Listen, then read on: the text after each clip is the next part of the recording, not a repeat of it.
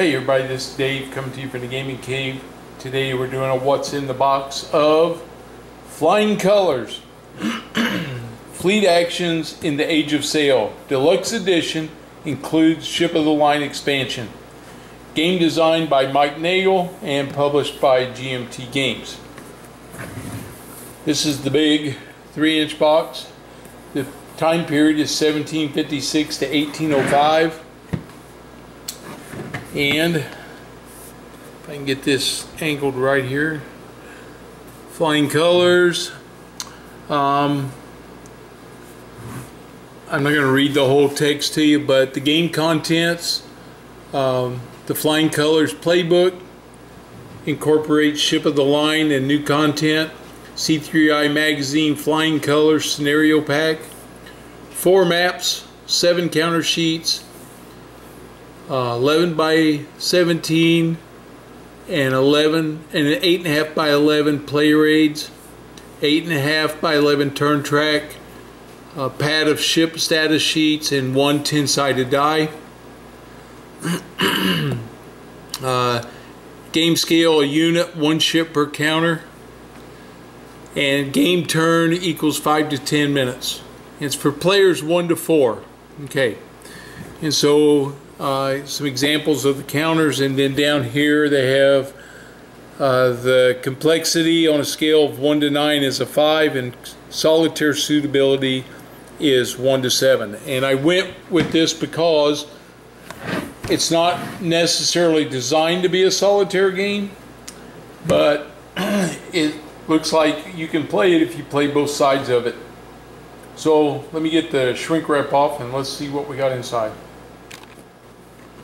Alright, well, let's see what we got here. Nice big double wrap box, really thick. That's nice.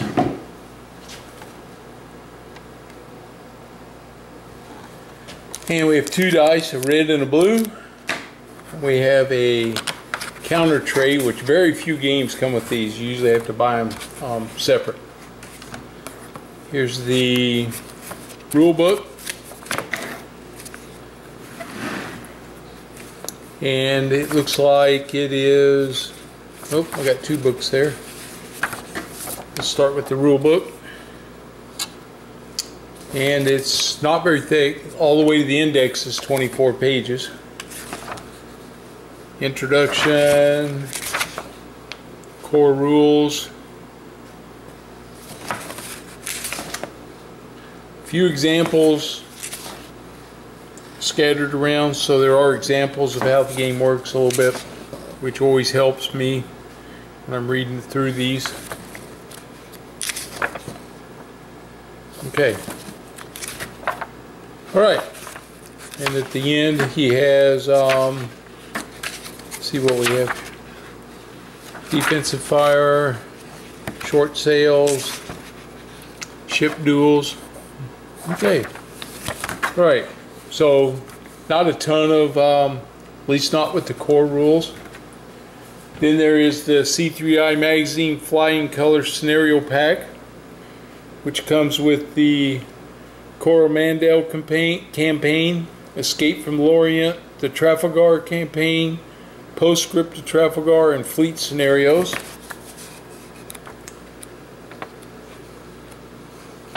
So again, here's some interesting scenarios that we'll be able to play. Then we have the playbook. The playbook comes in at 48 pages. This is the Deluxe Edition. Minorca, Cape Henry, the Virginia Capes, Frigate Bay, St. Kitts. So all of this is different scenarios. Duels. So there's some duels there to play. Ship of the Line. So that's the included. That was a add-on at one point. So there's a ton in here too to go through. Then we have our first set of counters. And these are the British are red, different colors. Denmark's is purple, and I'm not sure. Well, I said Denmark, but I don't think that's right. I'll have to look through my sheets to tell you. But I know the British are red. Okay, and they are two-sided for when damage happens. So this is sheet number 1 of 7. Sheet number 2. I know this is the French.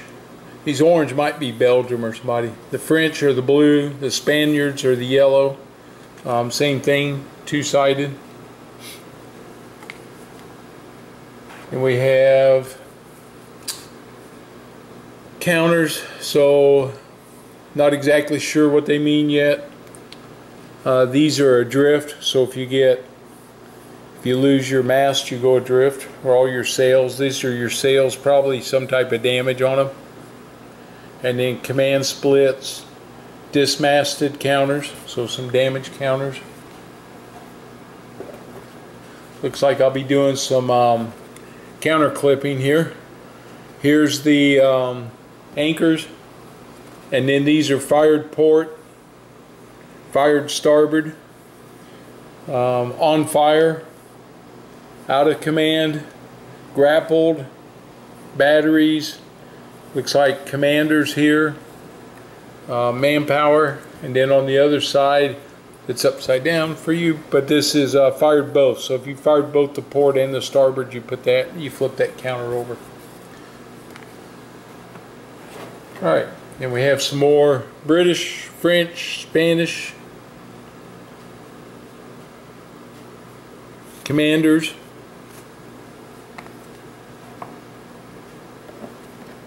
And more British, French, Spanish. So there's a lot of different ships in there. And then we have more of the full sails.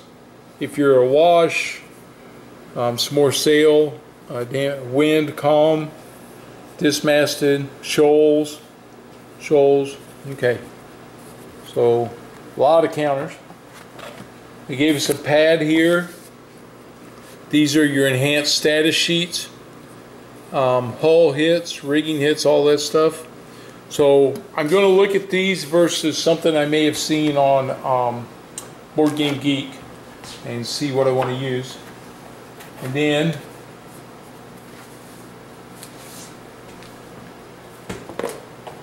get these out of the box here. We have our player aids. Player aid card number 1.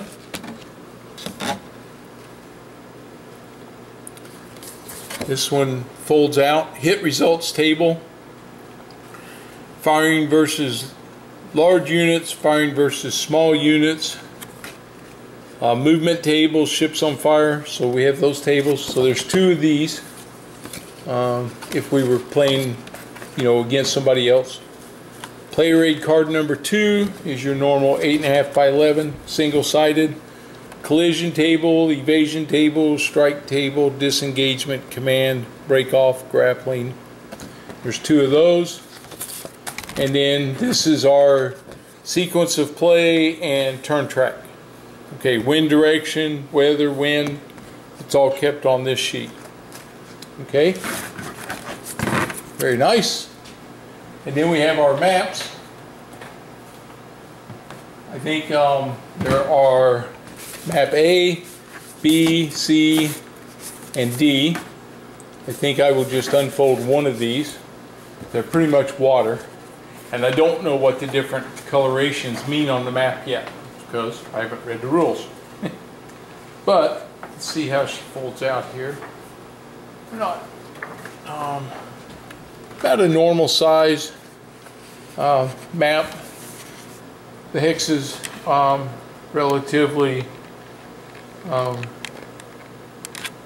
normal size. There's letters on the map like A, B, C, D, H over here, L, K.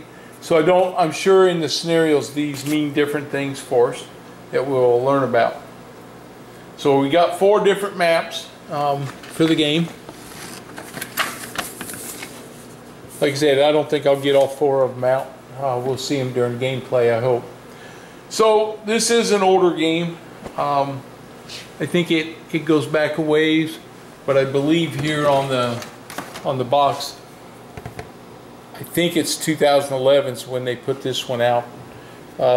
This box, the copyright was 2020, so it may have been when they combined everything. But as I always do when I'm looking at games to play and what to do, I go on Board Game Geek ahead of time and I find some interesting things. So, you know, I bought this game knowing that if I wanted to play it solitaire, which I do because that's what I do, I would have to do it, you know, on my own and be both sides. And it's hard for me. My nature's just not that way, so I really have to force myself to play fairly on both sides. But, and I don't remember her name, but on Board Game Geek, in the files, I found, and I laminated this, so I'm sorry for the reflection a little bit, but I didn't want to have too much going on here. But I found this AI Grand Tactical Movement Table. Now I know this was developed for another game that hasn't been published yet, I do not believe. But what it is, and these are double-sided, so there's a ton of data here. These are movement tables depending on certain events. And it depends on where your AI ship heading is, where the bearing to you is, and where the wind is. And then you roll a 6-sided die and you get a result that tells you what to do. Okay. And it was a printout of this little wheel here. So the way this little deal works is I had to do my arts and craft, but you have AI heading, and all these move separately so they can move. So you set your heading, you set the wind to, so this thing moves, and there's numbers all the way around, 1, 2 through 8, and then you set that bearing to you. So let's say the wind was a 2, the bearing to me is a 3, and the AI heading was also a 2. Then we would read this 2, 3, 2, and then we would find that on this table 2, 3. Let me see if I find it. 2, 3. Maybe I can't have a 2, 3, 2 because of the wind. Oh, because I wouldn't be dead into the wind. So let's say it's this one. So you read it AI. So 1, 2, 1, 3, 2 is the way I read that. 1, 3, 2. So I come down through here and I find 1. Are you kidding me? Bearing to you is a 3. Wind is a 2.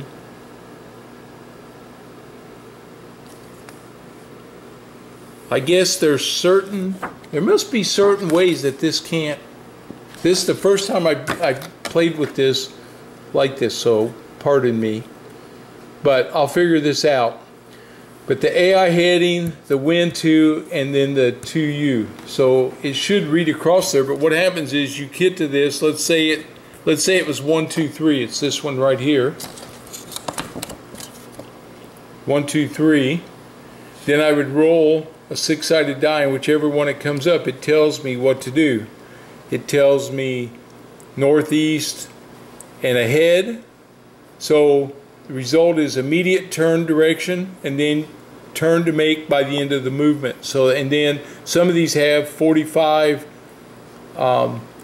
starboard or 45 port. So towards the end of the movement, you may make a second turn. Okay. So I'm going to give this a go, and I'm going to see how it works, and hopefully I can demonstrate this in the game. Another thing I printed out were these firepower charts and a sequence of plays. But these firepower charts, this is the Danish fleet, this purple, and it does all the work that one of the tables in the game is going to do. And they have them for each fleet. And some of them, the Turkish fleet, pre-1787, and then 1787 and after. So they're two-sided. We have the Russian fleet, the American fleet, Swedish fleet. There's only one for it, so there's another sequence of play. The Dutch fleet, the British English fleet, both sides, the French fleet, and the Spanish fleet. So I made those.